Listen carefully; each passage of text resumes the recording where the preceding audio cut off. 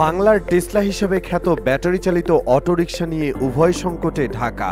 High court নিষেধাজ্ঞা দিলেও appeal বিভাগের স্থিতি অবস্থা আপাতত ঢাকার রাস্তায় চলার অনুমতি পেয়ে গেছে বাংলার টেসলা খ্যাত ব্যাটারি চালিত অটোরিকশা। যদিও এই ৩ চাকার বাহন নিয়ে পক্ষে বিপক্ষে রয়েছে নানা যুক্তি। বিপজ্জনক উল্লেখ করে বিভিন্ন সময়ে এসব রিকশা চলাচল বন্ধের দাবি উঠলেও তা কমছে না। বাংলাদেশ যাত্রী কল্যাণ সমিতি গত কয়েক বছরে সড়ক দুর্ঘটনা বাড়ার অন্যতম কারণ হিসেবে ব্যাটারি চালিত রিকশার কথা বলে আসছে।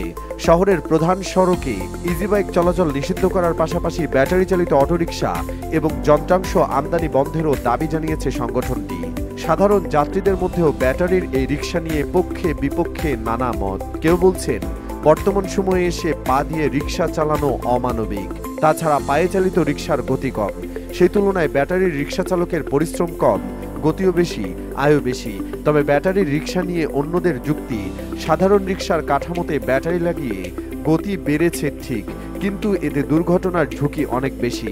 সেই সঙ্গে গত কয়েক বছরে এই রিকশা এত বেড়েছে যে ঢাকার অলিতে গলিতে তাদের দাপটে চলা দায়।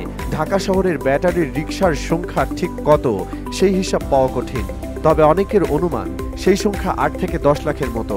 ৫ আগস্টের পর ঢাকার সড়কে আইন শৃঙ্খলা বাহিনী ছিল না, কোনো ডিসিপ্লিন ছিল না। এই সুযোগে তারা প্রধান সড়কে উঠে এসেছে।